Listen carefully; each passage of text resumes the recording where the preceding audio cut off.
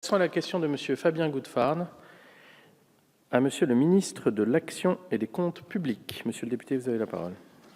Merci beaucoup, Monsieur le Président. Madame la Ministre, je sais combien la transformation de nos administrations présente un enjeu fort, tant pour l'amélioration de nos services publics, pour l'environnement de travail des fonctionnaires, que pour la maîtrise des dépenses publiques.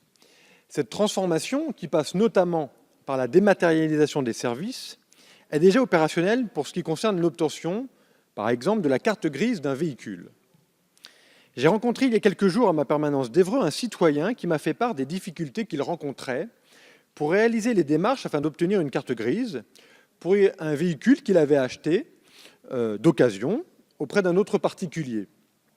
Et cet homme n'avait pas Internet. Ce n'est pas un cas isolé, vous le savez. La fracture numérique est encore une réalité dans de nombreux points de notre territoire. Certaines personnes, notamment âgées, ne savent pas toujours utiliser un ordinateur. D'autres font valoir le fait qu'il est anormal d'avoir à payer un accès à Internet pour accéder aux services publics. Certes, les préfectures ont mis en place des bornes d'accès permettant d'effectuer ces démarches, souvent animées par des jeunes en service civique. Ces bornes, peu nombreuses, sont l'objet de longues files d'attente. Et lorsque nos usagers ont été suffisamment patients pour atteindre la dite borne, ils se trouvent confrontés à une autre difficulté. La création d'un compte utilisateur de la plateforme de services dématérialisés nécessite d'être en effet détenteur d'une adresse courriel. Impossible de réaliser quelque démarche que ce soit sans adresse, si bien que les animateurs sont contraints de renseigner leur propre adresse pour engager les démarches.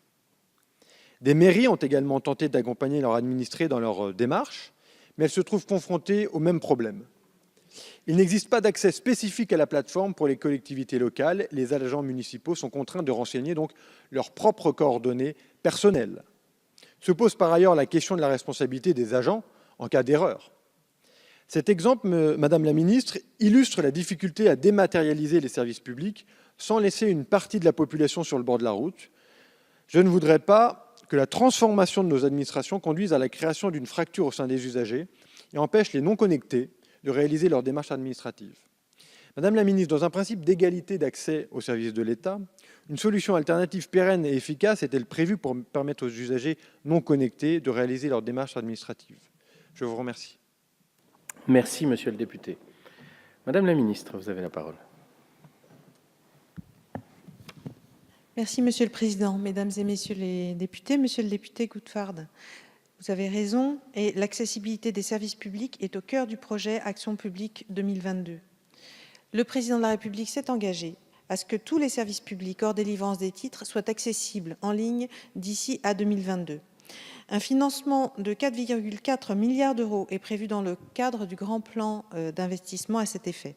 Notre ambition est de rendre cette expérience la plus confortable, la plus efficace et la plus simple possible pour l'usager.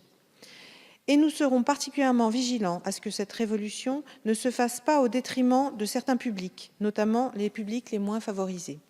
Plusieurs mesures ont déjà été prises en ce sens. D'une part, le gouvernement accélère l'ouverture des maisons de services au public. Plus de 1200 maisons de services au public ont d'ores et déjà été ouvertes. Elles ont vocation à devenir des interfaces privilégiées entre les usagers et l'administration en délivrant, en un lieu unique, une offre d'accompagnement personnalisée dans les démarches de la vie quotidienne, les aides, les prestations sociales, l'emploi, l'insertion, la retraite, l'énergie, etc. Par ailleurs, l'Agence du numérique a récemment lancé une mission Société numérique dont le cœur de mission est l'inclusion numérique pour les publics les moins formés. La mission a par exemple lancé une coopérative pour organiser la structuration des acteurs de la médiation numérique. Elle expérimente également un dispositif de chèque culture numérique dont l'objectif est de financer la prise en charge des usagers pour la réalisation de ces démarches en ligne dans des lieux labellisés afin de leur permettre leur mise en autonomie.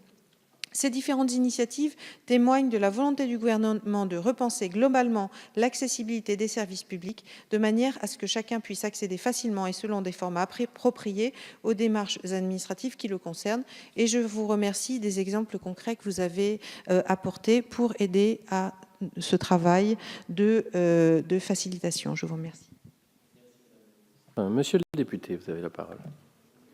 Merci beaucoup, Madame la Ministre, pour votre réponse. Je profite pour effectivement rebondir sur une promesse donc, gouvernementale qui est le plan très haut débit pour la France 2022.